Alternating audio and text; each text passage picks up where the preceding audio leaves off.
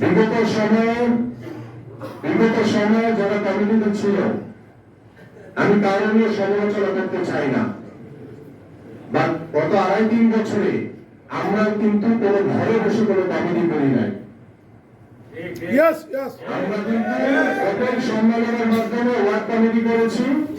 আমরা থানা কমিটি কিন্তু যারা জনের দায়িত্বে ছিলেন প্রত্যেকের সাথে কথা বলে আপনারাই দিয়েছেন। আমি আর আমাদের কিছু করি নাই, আপনারা যেভাবে দিয়েছেন সেভাবেই দিয়েছি। হ্যাঁ, এখানে আমাদের ভুল ত্রুটি থাকতে পারে এবং সেটা কিন্তু বারবার আমরা আত্মসমালোচনা করেছি। যেখানে যেখানে আমাদের ভুল ত্রুটি হয়েছে সেখানে আমরা কারেকশন করব। কিন্তু এটা নিয়ে দয়া করে কেউ কোনো অপপ্রচার, কেউ মিথ্যাচার, কেউ কোনো ষড়যন্ত্র লিপ্ত হবেন না। কারণ এখন আমাদের সকলকে ঐক্যবদ্ধ থাকতে হবে, সুসংগঠিত থাকতে হবে। কারণ আপনারা যদি কোনো ছোট ছোট ভুল করেন, সেই ভুলে কৈফিয়ত বলেন বা এটার জবাবদিহিতা বলেন বা সাংগঠনিক ভাবে এটা দুর্বলতা কিন্তু আপনার আমাদের উপরে এসে পড়বে। এটা করা যাবে না প্রিয় নেতৃবৃন্দ। আজকে আমরা এখানে দায়িত্ব রয়েছি, কালকে নতুন আরেকজন আসবে, পরশুদিন আরেকজন আসবে, এইভাবে এটা পালাবদল হয়। এটাই নিয়ম সংগঠনের। কেউ সারা জীবন এক জায়গায় বসে থাকে না। আমি আমার জায়গা থেকে চেষ্টা করেছি আপনাদের সকলকে নিয়ে একটা স্ট্রাকচার দাঁড় করাতে এবং ভবিষ্যতে আমরা এই স্ট্রাকচারটাকে আরো সুসংগঠিত করার জন্য সর্বোচ্চ ভাবে ওই যে গোষ্ঠী পাথরে যাচাই করে বলার একটা কথা আছে না, এভাবে যাচাই করে ইনশাআল্লাহ আমরা নেক্সট টাইম প্রত্যেকটি কমিটি আমরা করবো, যাতে সঠিক নেতৃত্ব আমাদের বের হয়ে আসে। ঠিক আছে প্রিয় নেতৃবৃন্দ, আমি আমাদের প্রসঙ্গের বাইরে ইচ্ছে করেই বললাম অনেকদিন পর আপনাদের সকলের সাথে দেখা হয়েছে, ইন্ডিয়ার অনেকের সাথে দেখা হয়নি এবং আমাদের আহ্বান করেন এবং আমাদের মহানগর নেতৃবৃন্দরা রয়েছে, অনেকের সাথে দেখা হয়নি। সামগ্রিক বিষয়টা আমি আপনাদের সামনে তুলে ধরলাম, এই জন্য একটু সময় বেশি নিয়েছি। আর আমাদের যেহেতু আগামীকাল থেকে আগামী 7 দিনের যে কর্মসূচি দেওয়া হয়েছে পানি এবং খাবার চালের বিতরণ, এই কর্মসূচি আপনারা ওয়ার্ডে আপনারা কবে কি করবেন না করবেন সেটা আমাকে এবং আমাদের ভারপ্রাপ্ত আহ্বায়ক মহোদয়কে জানাবেন এবং আমাদের দপ্তরের দায়িত্বপ্রাপ্ত এবিএম রাজ্জাক এবং জিয়া রয়েছে, জিয়া এখানে উপস্থিত দায়িত্ব হয়ে আজকে জিয়া রয়েছে, তাদেরকে জানাবেন। সেরকম যে সকল কর্মসূচিতে আপনারা মনে করেন আহ্বায়ক সাহেবকে নিয়ে যাবেন, উনি প্রধান অতিথি হিসেবে থাকবেন, যদি কোথাও মনে করেন আমাকে দিবেন সেখানে আমি থাকবো। এভাবে সবাই নেতৃবৃন্দ সহ এবং বাংলাদেশ জাতীয়তাবাদী দলের আহ্বানে সারা বাংলাদেশের জনগণ ঘৃণা ভরে এই নির্বাচন এই আওয়ামী সরকারকে প্রত্যাখ্যান করেছে। এটাই হচ্ছে বিএনপির নৈতিকভাবে জয়। তাহলে এদেশের জনগণ কিন্তু আমাদের সাথে রয়েছে। এখন আমাদের কাজ হচ্ছে আপনারা এই যে বললাম কিছু ঘাটতি করা লোক রয়েছে, এদেরকে কিন্তু আমাদের সজাগ থাকতে হবে, এই বিষয়ে সতর্ক থাকতে হবে। এদেরকে এক চুল পরিমাণ ছাড় দেওয়া যাবে না।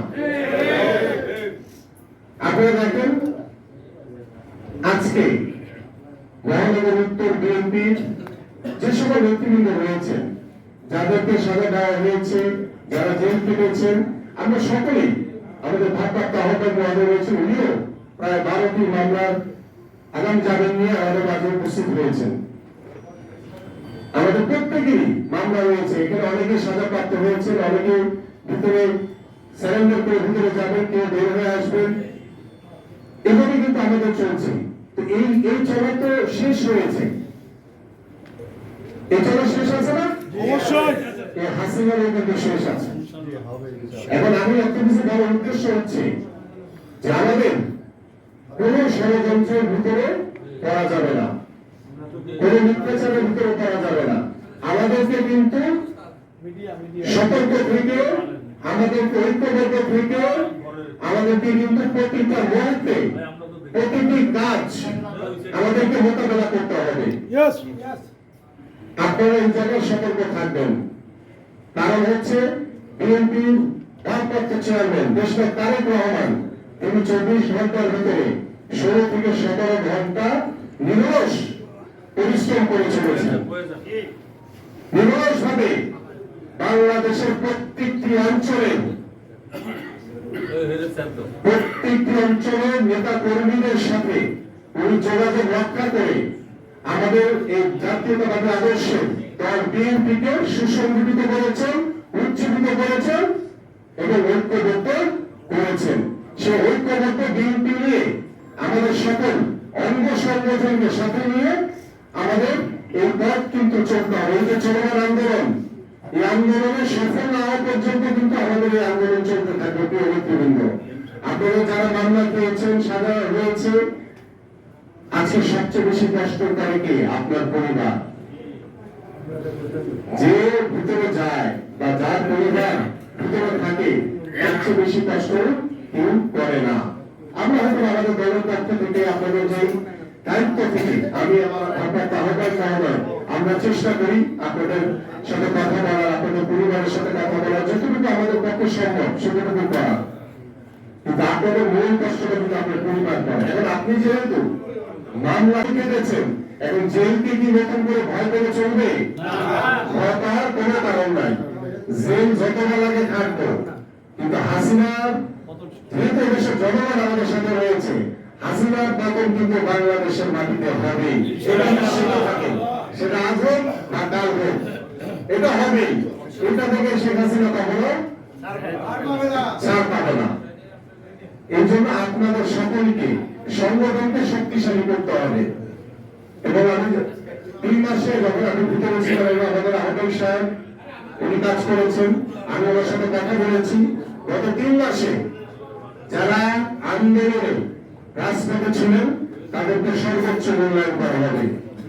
আর যারা রাজপথে ছিলেন না, কেউ হয়তো দেশের বাড়িতে বেড়াইতে গেছেন, কেউ দেশের বাইরে গেছেন, কেউ হয়তো বা ঘরে বসেছিলেন, তাদের কিন্তু পরবর্তীতে যে সংগঠন আমরা সুসংগঠিত করব, পুনর্গঠন করব, সেই জায়গায় কিন্তু স্থান পাবেন না আপনারা।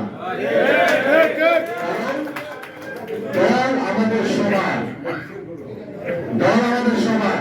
আমি এবং আমাদের আহ্বায়ক আলমুল্লাহ আহমদ সাহেব যখন আমরা দায়িত্ব নিয়েছিলাম, তখন কিন্তু আপনাদের এই মহানগরে যারা বডি আমার সাথে এখানে বসে আছেন, আমার সামনে যারা থানার নেতৃবৃন্দ বসে আছেন, যারা ওয়ার্ডের নেতৃবৃন্দ বসে আছেন, প্রত্যেকের সাথে আমরা কিন্তু 1 to 1 কথা বলে আমরা প্রত্যেকটি কমিটি করেছি। থানা কমিটি, ওয়ার্ড কমিটি কিন্তু আমাদের ভোটের মাধ্যমে রয়েছে।